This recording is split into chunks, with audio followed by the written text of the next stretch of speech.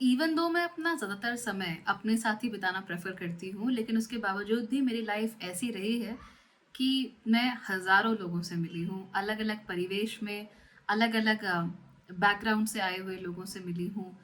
भारत के अलग-अलग हिस्सों के लोगों से मिली हूँ, देश दुनिया के अलग-अलग हिस्सों के लोगों से मिली हूँ और हर जगह, ख़ास तौर पे हमारे देश में, मुझे एक टेंडेंसी नज़र आती है कि हर कोई बूढ़ा होने से बहुत ज़्यादा डरता है। खास तौर पे अगर किसी की उम्र एक बार 30 टच कर जाए, तो 30 साल उम्र होते ही एक अजीब सा ड्रेड, एक अजीब सी घबराहट मन में आनी शुरू हो जाती है।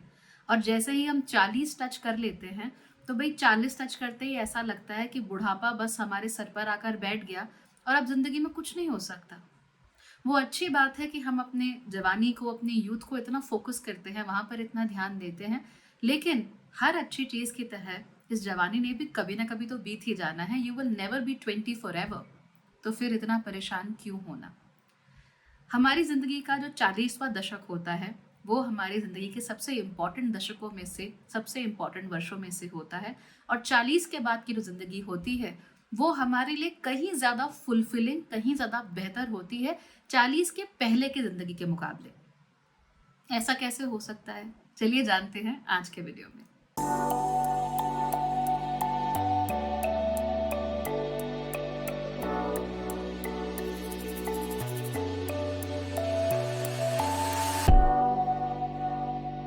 नमस्ते। भाग्यश्री होलिस्टिक एस्ट्रोलॉजी में आप लोगों का एक बार फिर से स्वागत है।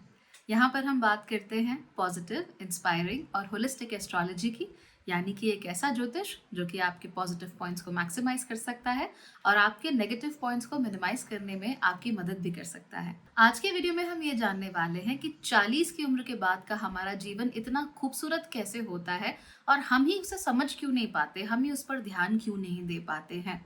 तो चलिए आज ये बात जान लेते हैं। सबसे पहले तो ये जान लीजिए कि हम एक बेहतरीन समय में जी रहे हैं। We are living in the right world and in a very good world. आज से 100-150 साल पहले बच्चे 5 साल की उम्र तक भी नहीं जी पाते थे। It was very difficult for them to survive. उनके पास सही रिसोर्सेज अवेलेबल नहीं थे। ज़्यादातर लोग गरीब थे। ज़्यादातर लोग गाँवों में रहते थे। उनके पास मेडिकल फैसिलिटीज़ नहीं होती थी। उनके पास ज्ञान नहीं होता था। राइट? तो बहुत सारी चीज़ें ऐसी हैं जो उनके पास उपलब्ध नहीं थी, अवेलेबल नहीं थी, दवाइयाँ नहीं थी और कई केसेस में तो अच्छा खाना, अच्छा पोषण भी नहीं था। जो माएँ उन बच्चों को जन्म दे रही थी, वो खुद ही अक्सर कुपोषित हुआ करती थी, बहुत ज़्यादा काम से थकी हुई होती थी, तो उनका शरीर भी उस तरीके से मैनेज नहीं कर पाता था। लेकिन अब हम बहुत अच्छे समय में जी रहे हैं। क्यों जी रहे हैं? क्योंकि इस समय पर हम देख रहे हैं कि बच्चे, इफ दे आर जैसे ही वो दुनिया में आते हैं, they are very well taken care of. Pregnancy के समय पर ही बच्चों की माँ की बहुत अच्छी खातिरदारी होती है, बहुत अच्छे से उनका ख्याल रखा जाता है। समय समय पर उनको वाइटामिन्स दिए जाते हैं, मिनरल्स दिए जाते हैं, टेस्टिंग होती है ताकि बच्चे को कोई तकलीफ ना हो और माँ भी सुखी रहे, माँ को भी कोई तकलीफ ना हो। तो इतना सारा कुछ तो केवल हमारे जीवन के प्रथम वर्ष में ही हो जाता है कि वैक्सीन्स लग रही हैं, क्या कुछ नहीं होता, जिसकी वजह से हम लोग अच्छे रहते हैं, हेल्दी रहते हैं, अच्छे से आगे बढ़ते हैं। उसके बाद आज का समय और अच्छा है। क्यों अच्छा है? क्योंकि सबके पास एजुकेशन का मौका है, सबके पास एजुकेशन की अपॉर्चुनिटी है। हर कोई पढ़ सकता है, हर कोई और सीख सकता है। अब सोचिए, अगर आपका जन्म आज से 150-200 साल पहले हुआ होता किसी गांव में, तो आपको लगता है कि आप पढ़ाई के बारे में सोच भी पाते? बिल्कुल नहीं। दुनिया कहाँ आगे जा रही थी 200 साल पहले और हम कहाँ पीछे अटके हुए थे। दो वेरी डार्क टाइम्स। लेकिन आज क्या है? चाहे दूर दराज के गांव का भी बच्चा हो तो पढ़ सकता है, सीख सकता है और अब तो उसके पास इंटरनेट भी है। तो वो जो स्कूल से चीज़ें सीख सकता है, उतनी ही चीज़ें वो इंटरनेट से भी सीख सकता है। उसके पास मौके हैं बहुत सारी चीज़ों को जानने के, समझने के। तो ये और अच्छा है। फिर हमारे लाइफ स्पैन भी बड़े हैं। भारत में आज आई थिंक औसत आयु शायद 73 या 74 वर्ष की है ना? तो इसका मतलब कि औसतन हम अपने 7वें दशक में पहुंच ही जाते हैं। लेकिन पहले ऐसा नहीं होता था। पहले बहुत कम लोग ही उस आयु तक पहुंच पाते थे। और आपने शायद नोट किया है या नहीं किया है पता नहीं, लेकिन मैं तो नोट करती हूँ भाई। मैंने ऐसा नोटिस किया है कि पहले जो लोग 40 साल के होते थे ना, उनके चेहरे पे बड़ी जल्दी झुर्रियाँ पड़ जाती थी। पूरा चेहरा टैन हो गया है, बड़ी बड़ी झुर्रियाँ पड़ी हुई हैं। ऐसा लगता था कि 40 साल जाने क्या हो गया, कौन सी उम्र है, क्या है इसमें। बट अब ऐसा नहीं है। अगर आप 40 साल के हो तो इसका मतलब ये नहीं है कि यू आर लुकिंग लाइक जिंदगी ने आपके साथ कुछ बहुत बुरा कर दिया, ऐसा कुछ नहीं है। लोग अच्छे लगते हैं। इनफैक्ट आजकल तो उल्टा हो रहा है। जो मिलेनियल्स हैं, यानी जो मेरी जनरेशन के लोग हैं, वो अपनी उम्र से छोटे लगते हैं। और जो हमारे बाद की जनरेशन है, जेन जी, वो 15 में 20 के लग रहे हैं और 20 में 25 के लग रहे हैं। तो हो क्या रहा है यहाँ पर पता है? अच्छा समय है, हमारे पास बहुत लंबी ज़िंदगी हमें मिल रही है मेडिकल एडवांसमेंट्स के कारण। और ये जो लंबी ज़िंदगी है, हम इसे अपने अनुसार गुजार सके, उसके लिए हमें अपॉर्चुनिटीज़ भी मिलते हैं, बहुत सारे मौके भी मिलते हैं। अब इस माहौल में अगर आप कह रहे हो कि 40 में मेरी ज़िंदगी ख़त्म हो गई, तो अपने साथ आप बहुत बुरा कर रहे हो, ऐसा मत करो। सोसाइटी की हमारी प्रॉब्लम क्या है? देखिए, हमें तो याद है ना कि 40 साल के होते ही हमारे बड़े बूढ़े कैसे हो गए थे, तो हमारे दिमाग में वही बात बैठी हुई है, हम उसे निकाल नहीं पा रहे अपने दिमाग से। तो ये चीज़ गलत है।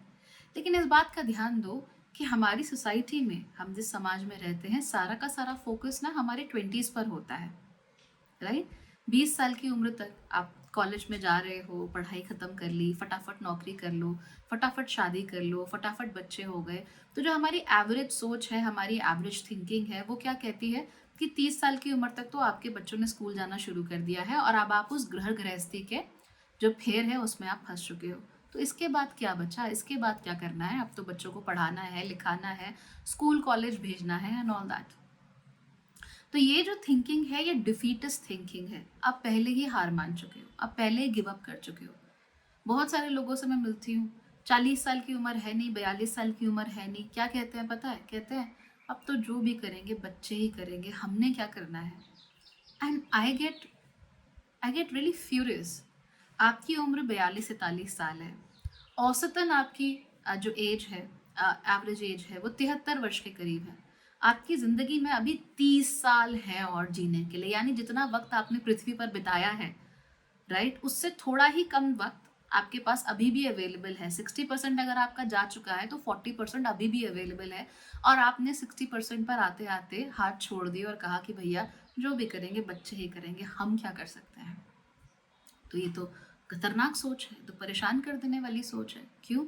आपने अपनी सारी जिम्मेदारियां, सारे सपने, सारी आकांक्षाएं, उनका बोझ कहाँ डाल दिया? अपने बच्चों पर।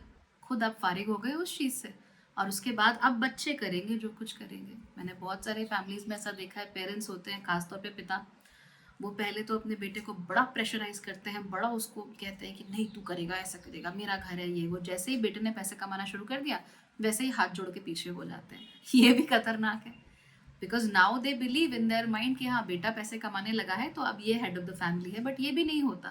तो ऐसा क्यों हो रहा है हमारे साथ? इसलिए क्योंकि हमारी सोसाइटी में वो जो 20s की उम्र है ना, उसी में हमने सब कुछ भर दिया है, उसी में सब कुछ करना है, जो पाना है उसी में पाना है, जो पैसा कमाना है उसी में कमाना है, जो ऐश करनी है, जो फन करना है उसी में करना है। उसके बाद तो हम ये कुछ नहीं कर सकते, हमारे बस की कुछ नहीं है। औरतों से मैं मिलती हूँ, 30 की उम्र टच होती नहीं है, कहते हैं कि अब तो हम कुछ नहीं कर सकते ना, बोन डेंसिटी कम हो रही है। अनडाउटेडली बोन डेंसिटी कम होती है महिलाओं में 30 की उम्र के बाद, पर ऐसा नहीं है कि आपके दिमाग में कोई स्विच लगा हुआ है कि आपके 30वें बर्थडे पर वो स्विच जो है वो दब जाएगा और अचानक से आपके जो बोन्स हैं वो गिव अप कर देंगे। ऐसे नहीं होता, that's not how it happens. तो हम जो भी बहाने अपने लिए बनाते हैं, लोग क्या कहेंगे, दुनिया क्या कहेगी, मेरी हेल्थ ठीक नहीं है, अलाना फलाना, जो भी चीज़ें हैं वो सारी चीज़ें केवल बहाने मात्र हैं। एंड अगर आप उन पर काम करने की कोशिश करोगे, डेफिनेटली आप उससे कुछ अच्छा निकाल सकते हो, और लोगों ने निकाला भी है। लोग सक्सेसफुल भी हुए हैं और अच्छा जीवन भी जीते हैं, they do very well in life. क्यों? क्योंकि उनके अंदर जो जीने की ललक है वो ख़त्म नहीं होती। एस्ट्रोलॉजिकली क्या है वो मैं आपको बताती हूँ, लेकिन मैं आपको एक और चीज़ बताती हूँ। मैं जानती हूँ आप में से बहुत सारे लोग, उनकी उम्र 60+ है, जो इस चैनल को देखते हैं। 50+ वाले भी बहुत सारे हैं। Let me tell you this one thing, जो भी लोग जो बूढ़े हैं जिनको मैं जानती हूँ, उसमें 2 कैटेगरीज हैं। पहली कैटेगरी वो जिसने गिव अप कर दिया है, उनके प्लैनेट्स उनसे क्या कह रहे हैं उन्हें कोई फ़र्क नहीं पड़ता, वो बस गिव अप कर चुके हैं, उन्होंने हाथ छोड़ दिए थे 35-30 के आसपास, राइट। ऐसे लोग जल्दी बूढ़े होते हैं, ज़्यादा बीमारियां उन्हें लगती हैं, ज़्यादा फ्रस्ट्रेट होते हैं, ज़्यादा उनको तकलीफ होती है ज़िंदगी में। और दूसरे वो लोग हैं, वो कम है लेकिन है, दूसरे वो लोग हैं जिन्होंने जीना नहीं छोड़ा, जिन्हें मालूम है कि नए कपड़ों से उन्हें भी उतनी ही खुशी मिलती है जितनी एक 15-20 साल के बच्चे को मिलती होगी। जिन्हें ये मालूम है कि पार्टीज में डांस करने का हक उन्हें भी है। जिन्हें ये मालूम है कि भाई वो भी अपने पार्टनर के साथ थोड़ी देर बैठ के समय बिता सकते हैं, डिनर पे जा सकते हैं, कि किसने कहा कि नहीं जा सकते। वो ऐसे लोग हैं जो ये नहीं सोचते कि बस अब तो उम्र हो गई, कुछ भी पहन लो, कुछ भी ओढ़ लो, बाल तो छोटे ही रखने चाहिए ना, बड़ी उम्र के साथ मैनेज करना मुश्किल हो जाता है। ऐसे लोग नहीं है वो ऐसे लोग हैं जो जिंदा दिल हैं, जिनके पास करने के लिए कुछ है, जिनके पास गोल्स हैं अपनी ज़िंदगी में।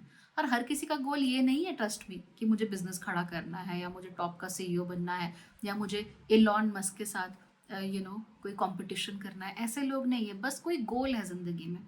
और जब तक वो उस गोल के लिए काम करते रहते हैं, वो शारीरिक और मानसिक दोनों रूप से ठीक रहते हैं, ज़्यादा लंबे समय तक जवान भी बने रहते हैं। और ट्रस्ट मी, बाल सफ़ेद भी हो ना तो भी बेहद खूबसूरत बाल उन लोगों के होते हैं। और मैं बहुत जज करती हूँ लोगों को उनके बालों से। आई मीन ऐसा नहीं है कि अगर आपके बाल खराब है तो मैं आपसे कहूँगी कि आप किसी काम के नहीं है, नहीं। लेकिन हमारे ये जो बाल है ना, ये हमारा स्टेट ऑफ माइंड बहुत अच्छे तरीके से बताते हैं। So that is how I जज पीपल। अगर आपके बाल अच्छे हैं, अच्छी अवस्था में, ठीक से सब कुछ चल रहा है, इसका मतलब कि स्टेट ऑफ माइंड भी आपका अच्छा है। And this is a very very good indication, right. तो चलिए इन चीज़ों के बारे में भी कभी बात करेंगे। अभी हम लोग 21 तारीख को मिलने वाले हैं। 21 तारीख को किंडर स्पिरिट्स ग्रुप की मीटिंग है, उसमें हम इन चीज़ों के बारे में फेस मैपिंग, थोड़ा बहुत फेस रीडिंग वहाँ डिस्कस करेंगे। लेकिन अभी आप लोग समझिए कि सोसाइटी वाइज साइकोलॉजिकली आपने ऊपर जो बोझ बनाया हुआ है, वो बोझ किसी काम का नहीं है, आपको दबाता है, आपको परेशान करता है और आपके लिए कुछ नहीं होने देता।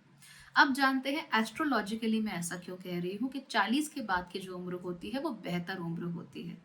तो सबसे पहले हम ये जानते हैं कि हमारी कुंडली में 9 ग्रह काम कर रहे होते हैं और 9 ग्रहों की अलग अलग स्टेजेस में, अलग अलग उम्रों में उनकी मैच्योरिटी होती है, यानी वो परिपक्व होते हैं।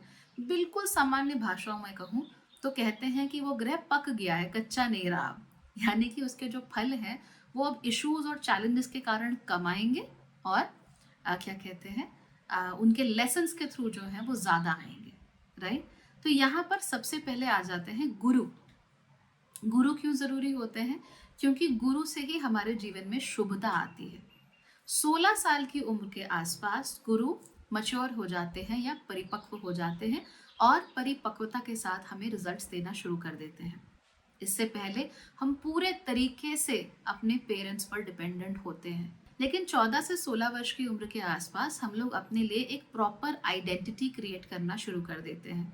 मुसीबत की बात यह है कि बहुत सारे लोग जिंदगी भर इसी आइडेंटिटी के साथ चिपके रहते हैं और उसके बाद ग्रोथ ही नहीं कर पाते। तो जब ग्रोथ ही नहीं होती तो फिर उनको दिक्कत हो जाती है। बहुत सारे लोग जिनका जुपिटर रेट्रोग्रेडेड होता है, मैंने नोट किया है उनमें कि जो उनकी स्कूल की पर्सनालिटीज़ हैं, जो उनकी टीनेज पर्सनालिटी है, बस वहीं अटके हुए हैं, बस वहीं अटके हुए हैं। ज़िंदगी आगे बढ़ जाती है लेकिन ये लोग आगे नहीं बढ़ पाते हैं। They are not able to grow in life. Okay, तो सबसे पहले जुपिटर की मैच्योरिटी होती है, आपके जीवन में शुभता, आपके जीवन में एक अच्छी आइडेंटिटी कि आप कौन हो, क्या करना चाहते हो, किस दिशा में देखना चाहते हो, वो हो जाता है। इसके बाद जो फाउंडेशनल प्रिंसिपल्स होते हैं आपके जीवन के, उनको चेंज करना रिलेटिवली डिफिकल्ट होता है, बिकॉज जुपिटर ने सिखा पढ़ा के सारी चीज़ें आपके दिमाग में भर दी होती हैं। उसके बाद जुपिटर के बेस्ट फ्रेंड यानी कि सूर्य, वो 20 साल की उम्र के बाद मैच्योर होना शुरू हो जाते हैं। 22 साल तक यूजुअली सन अच्छे खासे मैच्योर हो जाते हैं।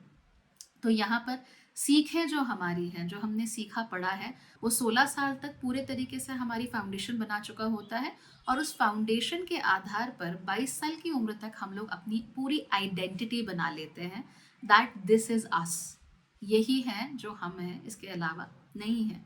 इसीलिए आपने देखा होगा बहुत सारे बच्चे 20, 21, 23, 22, ये 4 उम्रें हैं जिसमें बहुत परेशान रहते हैं कंटिन्यूअसली। हर किसी दूसरे को देखना, दूसरों से बहुत जल्दी प्रभावित हो जाना, दूसरों से बहुत जल्दी जल जाना, दूसरों को देखकर अपने आप को नीचा समझ लेना, ये बहुत होता है बच्चों में, 20 से 24 साल की उम्र के बच्चों में। क्यों? क्योंकि अभी उनके अंदर आइडेंटिटी ढंग से डेवलप नहीं हुई होती है। और वो कहाँ डेवलप होती है? बिटवीन 21 to 24 ईयर्स के बीच में, तब आइडेंटिटी डेवलप होती है कि मैं ये हूँ। जो बच्चे इस उम्र में काम करना शुरू कर देते हैं उनकी आइडेंटिटी वहीं पर फिक्स हो जाती है। बच्चा जब जहाँ जैसे माहौल में पढ़ रहा होगा, दूसरों के साथ जैसे इंटरेक्ट करेगा, उसकी आइडेंटिटी वहाँ पर फिक्स हो जाती है, फिर उससे निकलना मुश्किल होता है। अब बारी आती है चंद्रमा की। चंद्रमा मैच्योर होते हैं आपकी कुंडली में 24 वर्ष की उम्र में। यानी कि आप लिटरली अगर मान लो आपको 100 साल जीना है, तो आप अपने जीवन का 1/4 हिस्सा बिता चुके होते हो, तब जाके आपको चंद्रमा की मैच्योरिटी मिलती है। और ये बात तो आप जानते ही हो कि चंद्रमा आपकी कुंडली में अच्छे से अच्छे युगों को बर्बाद भी कर सकता है और खराब से खराब युगों को भी नुकसान कर सकता है, उन्हें भी आपके जीवन से हटा सकता है। तो चंद्रमा बहुत ज़रूरी होता है। प्लस हमारे जीवन में हमारे जो भी कर्म हैं वो कैसे आएंगे, किस प्रकार से आएंगे, कौन से कर्म फलेंगे, वो भी चंद्रमा डिसाइड करता है। हमारे इमोशंस, हम साइकोलॉजिकली कैसे हैं, वो भी चंद्रमा डिसाइड करता है। तो लगभग 24 वर्ष की उम्र में चंद्रमा को भी मैच्योरिटी मिल जाती है। तो यहाँ पर हमारे बिहेवियर के जो पैटर्न्स हैं वो सेट हो जाते हैं। जिन बच्चों की राहु की, शनि की, केतु की दशाएं, कई बार मंगल की भी दशाएं इस उम्र से पहले चलती हैं, अक्सर ये बच्चे लेट ब्लूमर्स होते हैं। शुरुआत में हो सकता है कि कन्फ्यूजन हो, शुरुआत में इन्हें ठीक से ना पता हो कि क्या करना था, क्या करना चाहिए ज़िंदगी में, लेकिन बाद में चल के ये लोग ज़्यादा अच्छे तरीके से अपने आप को हैंडल कर लेते हैं, क्योंकि उनका जो मून है अब परिपक्व हो चुका है, चैलेंजेस वो पहले ही झेल चुके होते हैं। इसीलिए 24 के बाद फिर उनकी लाइफ में चेंज आता है और उनकी पर्सनालिटी तेज़ी से डेवलप होना शुरू करती है। और ऐसे बच्चे फिर तेज़ी से अपने लिए स्पेस बना लेते हैं, अपने लिए जगह बना लेते हैं ज़िंदगी में। इसके बाद मैच्योरिटी शुरू होती है शुक्र की। शुक्र यानी हमारा वीनस। तो जब मैच्योरिटी वीनस की शुरू हो जाती है, तो उसके साथ क्या होता है कि हम जीवन में क्या पाना चाहते हैं, कैसा उपभोग करना चाहते हैं, कैसे लोगों के साथ रहना चाहते हैं, प्यार में हम कैसे बिहेव करते हैं, ये सब हमें पता लगना शुरू हो जाता है। राइट, संतति हम कैसे चाहते हैं और उसको कैसे हैंडल करना है, वो भी हमें पता लगना शुरू हो जाता है। उससे पहले हम थोड़े से कंफ्यूज रहते हैं।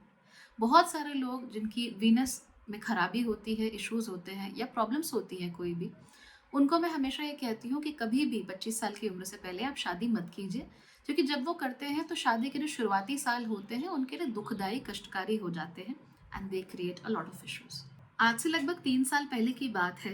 एक आंटी मेरे पास आई थी एंड वो शी वॉज अराउंड 55 56। उनका बेटा था, उसकी उम्र 23 साल थी एंड एक लड़की से प्यार करता था। अब सबसे छोटा बेटा था उनका, तो वो भी चाहते थे कि जल्दी जल्दी इसकी शादी करके ना उसको निपटा दो, बहुत वेट नहीं करना, हमारी जिम्मेदारी ख़त्म हो जाएगी, हम भी गंगा नहा जाएंगे एंड ऑल दैट, अब और कुछ करने की ज़रूरत नहीं है। उसका भी शुक्र was in a very very bad placement. मैंने उनसे कहा कि आप कम से कम 1 सवा साल शादी के लिए रुक जाइए, लव मैरिज है, लड़की पसंद है, आप सगाई कर दीजिए भले ही, बट शादी मत कीजिए, शादी के लिए आप लोग वेट कर लीजिए। लेकिन उन्होंने नहीं मानी है बात। उनको त्योहार करना था, वो चाहते थे कि भैया बेटा जल्दी से जल्दी बहू घर में ले आए, तो उन्होंने शादी फटाफट कर दी। बिल्कुल आनंद फानंद में उन्होंने बेटे की शादी करा दी। अब जब शादी कराई तो हुआ क्या कि बेटे के अंदर मैच्योरिटी तो बिल्कुल नहीं थी। मैं ज़िंदगी में क्या करना चाहता हूँ, क्या पाना चाहता हूँ, क्या मेरे डिज़ायर्स हैं। He was a late bloomer. Okay, वो तो उसको नहीं मालूम चला। लेकिन फिर शादी हो गई, तो शादी है तो रिस्पॉन्सिबिलिटी है। 1.5 साल बाद बच्चा हो गया, बच्चा है तो रिस्पॉन्सिबिलिटी है। और अब हालात ये हैं कि लड़का लड़की दोनों एक दूसरे से ज़्यादा बात नहीं करे। उन्होंने काफ़ी लंबे समय तक एक दूसरे से दूर रहे और उसके बाद फाइनली लड़का अपने पेरेंट्स को छोड़कर अलग चला गया। और ऐसी कहानी बहुत रिपीट होती है हमारे घरों में। क्यों? उसी जल्दबाजी की वजह से कि भाई जो कुछ है अब तो बच्चों का है, अब तो हम गंगा नहा लें। नहीं, let people take their time, understand ना कि मैच्योरिटी कहाँ आती है।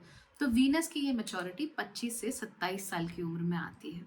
तो अब देखिए, अभी तो आप 30 साल के भी नहीं हुए हैं, राइट? और धीमे धीमे करके प्लैनेट्स मैच्योर हो रहे हैं, एक एक करके वो अपना टाइम ले रहे हैं और वो मैच्योरिटी की ओर जा रहे हैं। फिर 28 साल के आसपास आपका मंगल मैच्योर होना शुरू होता है। नाउ यूजुअली 28 साल तक मंगल मैच्योर हो जाता है।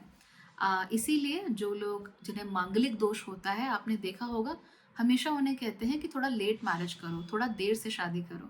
तो 28 साल तक यूजुअली मंगल में थोड़ी मैच्योरिटी आ जाती है और इस कारण से फिर लोग लेट शादी करते हैं जहाँ तक मंगल दोष की बात होती है। क्यों हो जाता है, मंगल इतना क्यों ज़रूरी है? क्योंकि मंगल चीज़ों को तोड़ने काटने वाला है, राइट? उन्हें अब्रप्टली एंड करने वाला भी मंगल ही होता है, ख़त्म करने वाला मंगल होता है। तो अगर आपके मंगल में मैच्योरिटी नहीं आई है, राइट, वैसे मंगल बहुत पावरफुल भी है आपकी कुंडली में, या मंगल आपका दोष है, तो फिर आप थोड़ा लेट शादी कीजिए, इजी होके शादी कीजिए, पहले अपने जीवन में कुछ अचीव कीजिए। आपके अंदर जो एक्स्ट्रा एनर्जी है ना, उसका पहले आप कहीं और इस्तेमाल कीजिए और उसके बाद ही उसको फिर शादी की तरफ मोड़िए। क्योंकि जब आप दुनिया के साथ उसे इस्तेमाल करोगे तो आप जिस क्या कहते हैं स्पीड के साथ, जिस इंटेंसिटी के साथ बाहर निकलते हो, एक्सप्रेस करते हो अपने आप को, वो इंटेंसिटी थोड़ी रिलेटिवली कम हो जाती है दुनिया के साथ इंटरैक्ट करते करते, और फिर शादी के समय तक आते आते वो रिलेटिवली काफ़ी काम हो चुकी होती है। 28 साल तक आते आते तो मंगल मैच्योर होता है। देखिए अभी आप 30 के नहीं हुए हैं और धीमे धीमे करके प्लैनेट्स मैच्योर हो रहे हैं। फिर बुध जो कि बहुत करीब का प्लैनेट है, जो हमको बहुत फोकस करता है कि हम क्या सोचते हैं, कैसे सोचते हैं, हमारे थिंकिंग पैटर्न्स क्या हैं, हम कैसे अपना कॉग्निशन का इस्तेमाल कर पाते हैं, हमारी इंटेलिजेंस हमारा साथ देती भी है या नहीं देती, हमारे सोचने समझने के तरीके कैसे हैं, खुले हुए हैं, बंद हैं, कुंद हैं, बिल्कुल वो सब बुद्ध डिसाइड करता है।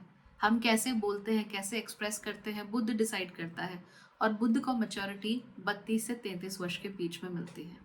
तो जो काम 15-16 साल में गुरु शुरू करते हैं आपकी पर्सनालिटी का फाउंडेशन बनाने का, राइट, उसके बाद सूर्य अपना उसमें योगदान देते हैं, उसके बाद चंद्रमा देते हैं, फिर शुक्र देते हैं, फिर मंगल देते हैं, उस काम का जो खत्म होना है या उस काम का जो परिधि है वो कहाँ पर जाकर खत्म होती है? बुद्ध के साथ खत्म होती है 32-33 साल की उम्र में। तो आपके जीवन का 15 से 17 साल लगभग सिर्फ आपकी पर्सनालिटी के फाउंडेशन बनाने में ही चले गए। अब नोटिस करो, 0 से लेकर 15-16 साल की उम्र तक जो कुछ था, जैसा भी था, सब पेरेंट्स के ऊपर निर्भर था, आपकी परवरिश के ऊपर निर्भर था। आप रिच हैं, पुअर हैं, अगेन रिच डैड है, पुअर डैड है, उसके ऊपर निर्भर था। लेकिन 16 वर्ष से लेकर 32 वर्ष की उम्र में ये जो 16 साल हैं, ये क्या डिसाइड करते हैं कि आप कौन हैं, who are you as a person, आपकी पर्सनैलिटी, आपकी पहचान क्या है। तो कोई मिडिल क्लास बच्चा है, मान लीजिए 0 से 16 साल की उम्र तक वो अपनी उसी मिडिल क्लास ज़िंदगी को जी रहा है, वो उसे बदल नहीं सकता, वो कुछ नहीं कर सकता उसके बारे में, जो उसके पेरेंट्स ने दिया है वही कर सकता है।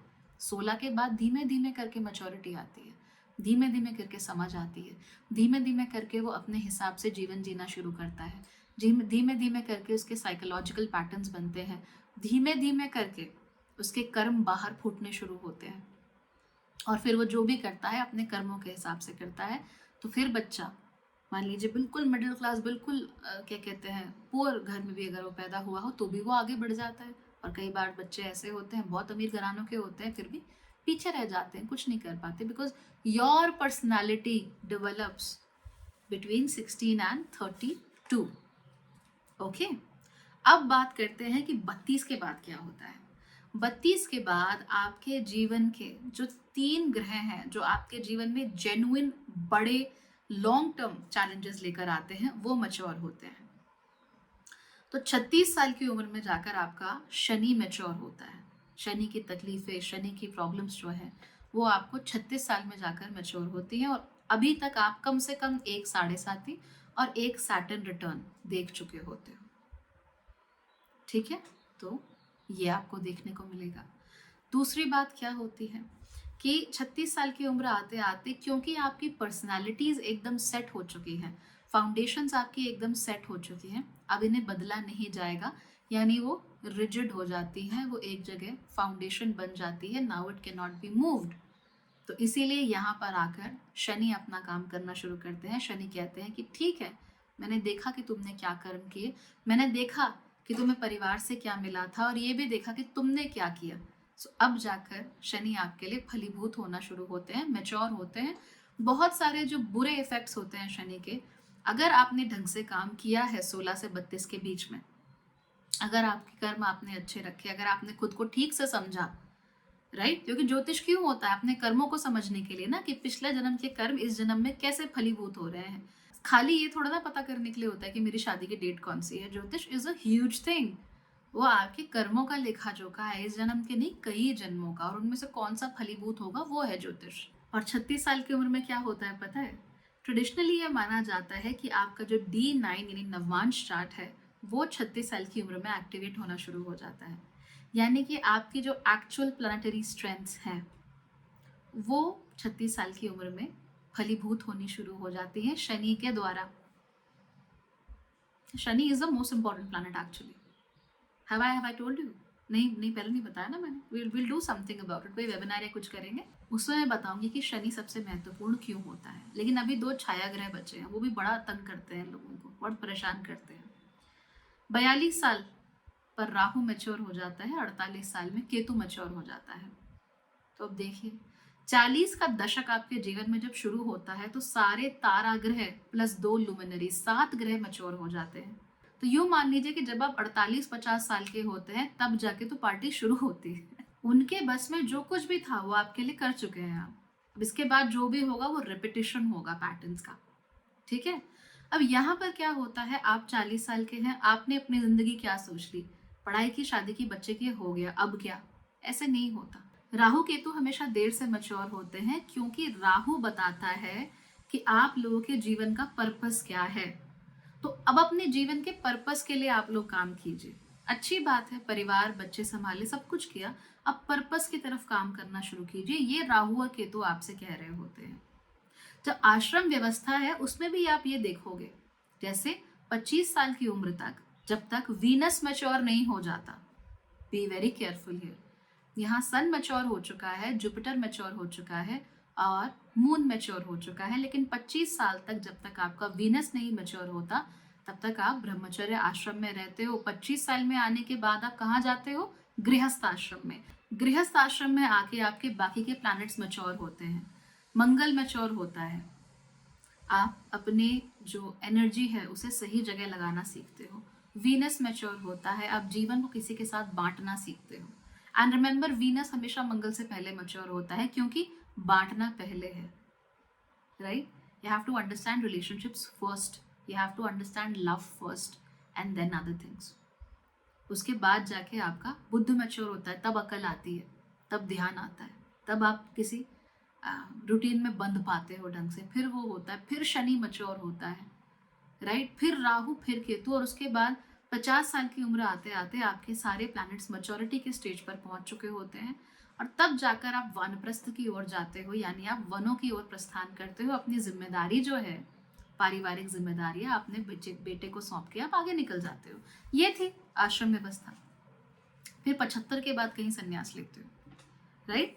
तो वो जो व्यवस्था है, मैं ये नहीं कह रही कि अभी आप अपना लो ये ठीक नहीं है, बट आप समझिए कि 50 तक तो आपके प्लैनेट्स मैच्योर ही हो रहे हैं। 50 तक तो वो बेचारे अपनी मैच्योरिटी तक पहुंच रहे हैं। उनको सहारा देने की बजाय, उनकी मैच्योरिटी में असहायता करने की बजाय अगर आप हाथ छोड़ दोगे, कहोगे कि भाई हमारे बस की नहीं है, अब और नहीं जीना, अब क्या करना है जी के, तो फिर कैसे चलेगा? It's not going to work out. इस देश में बहुत क्रिएटिव पोटेंशियल है, we are so many people, और ज़िंदगी में करने के लिए बहुत कुछ है। If you are 40 right now, on an average आपके पास लिटरली 33 साल हैं जीने के लिए, 33 ईयर्स। उतना लंबा वक्त जितने वक्त में मरकरी मैच्योर होता है। तो क्या आप वाकई इस ज़िंदगी को सिर्फ एवं ही जीना चाहते हैं, रिटायरी बन के, सीनियर सिटीजन बन के, या ये कह के कि भैया हमारे बस की नहीं है? अरे अब तो प्लैनेट मैच्योर हुए हैं, अब तो उनसे सही क्या कहते हैं फ़ायदा उठाने का समय है। अब ये तो वही बात हो गई कि आपने एफडी करी हुई थी 15 साल की, राइट? अब जब एफडी हो गई तो आप कह रहे हैं कि छोड़ो, कौन जाए, कौन उस एफडी का इस्तेमाल करे, हु केयर्स। ऐसे नहीं करना है। वो एफडी निकालिए, use it to the best of your advantage. सबसे पहले आप अपने शरीर के ऊपर काम करना शुरू कीजिए, ठीक है? कोई बात नहीं, समय के साथ साथ थोड़ा बहुत डिटीरियरेशन तो होता ही है, उसका तो हम कुछ नहीं कर सकते, राइट? तो कोई बात नहीं, आप लोग अपने शरीर पर काम करना शुरू कीजिए, हेल्दी रहिए, बेकार की नॉनसेंस मत सुना कीजिए। बेकार के छोटे छोटे नानी दादी के जो टिप्स होते हैं उनके नाम पर बहुत नॉनसेंस परोसी जाती है, वो मत देखिए। जो सही चीज़ है वो कीजिए, आपको जो सूट करता है आप वो कीजिए, ठीक? और अपने शरीर पर काम कीजिए, उसके बाद अपने मन पर भी काम कीजिए। अपना लाइफ पर्पस ढूंढने की कोशिश कीजिए। बहुत सारे लोग हैं, आप लोगों में से साथ एक दो ने कमेंट भी किया था कि तुम बताती नहीं हो कि 60 वर्ष के ऊपर वाले क्या करें। बहुत सिंपल है, फाइंड योर लाइफ पर्पस।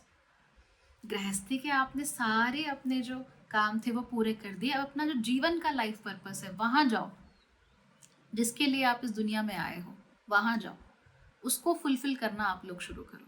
अगर आपका लाइफ पर्पस सेवा है तो आप सेवा पर ध्यान देना शुरू करो। अगर आपको भजन करना है, भगवान के भजन में लगना है, धर्म सीखना है, पुराण पढ़ने हैं, तो आप वो करो। और ऐसे सोचकर ये दुर्भावना के साथ या परेशान होके मत करो कि यार क्या करें, चलो पुराण पढ़ लिया, क्या करें, चलो सेवा करने चले गए। नहीं, do it with a sense of purpose, खुशी से, अच्छे मन से। ये सोचकर कीजिए कि बाकी सब तो हो गया जिंदगी में, अब मुझे अपने लिए ये करना है। और ये सोचकर कीजिए, बिकॉज सोसाइटी ऐसी है ना, परिवार, पति पत्नी, बच्चे, माँ बाप, ये सब ने सेट करके दिया हुआ है कि ऐसा है, ये खांचा है, इसमें फिट हो जाओ। लेकिन जब 40-50 के बाद वो खांचा आपसे पीछे जाने लगता है, जब जिम्मेदारियां पीछे होने लगती हैं, तब दिक्कत होती है कि अब क्या करें, तो वहां पर figure out your life purpose. आपका लाइफ पर्पस क्या है, आप क्यों आए हो इस धरती पे, अपने कर्मों को कैसे ठीक कर सकते हो, कैसे अपने शरीर को, अपने मन को कैसे साध सकते हो, ये सब काम आप कर सकते हो। किन कार्यों से आप यहाँ पर आए हो, क्या अब भी आपने कुछ है जिसको आप दुनिया को दे सकते हो। Do you have any gifts that you can give to the world. उस पर आप लोग फोकस करना शुरू कीजिए, और सबसे पहले अपनी खुशी पर और अपने आप को और बेहतर बनाने पर फोकस कीजिए। मेरे पास एक लाइफ पर्पस रीडिंग है, अगर आप चाहें तो आप लाइफ पर्पस रीडिंग कर सकते हैं, लेकिन उससे पहले आप लोग कोशिश कीजिए कि मन को जितना हो सके खुश रखिए, और जीवन में आगे बढ़ने की और आगे की ओर देखने की अवधारणा बनाइए। पीछे की ओर देखना, ये सब मत कीजिए। राइट, ग्रुप्स में आपने देखा होगा 50-60 प्लस जो भी होता है वो क्या शेयर कर रहा होता है, वो भी क्या दिन थे बचपन के नहीं, बचपन के दिन अच्छे थे लेकिन अब वो आपके नहीं रहे। जवानी के दिन अच्छे थे लेकिन अब वो आपके पास नहीं रहे, वो चले गए हैं। लेकिन अभी जो आपके पास समय है उसे पीछे देखने में नहीं, आगे देखने में आप लोगों को व्यतीत करना है। देखना है कि अब आप अपनी ज़िंदगी में क्या कर सकते हो। 40 की उम्र में 30 साल you have, what are you going to do with your 30 years. क्या करोगे अपनी ज़िंदगी के 30 सालों के साथ। अपने बच्चों को तो बता देते हो ना कि ये करना है बेटा, ऐसे करना है, वैसे करना है। अब खुद को बताओ कि क्या करो। ये एक बेहतरीन उम्र है कि नहीं। जिम्मेदारियां खत्म होने लगी हैं, कोई डर भी नहीं है, और अब आप ऐसे भी नहीं रहे कि आप दुनिया के लिए सब कुछ करो, वो चीज़ भी निकल जाती है।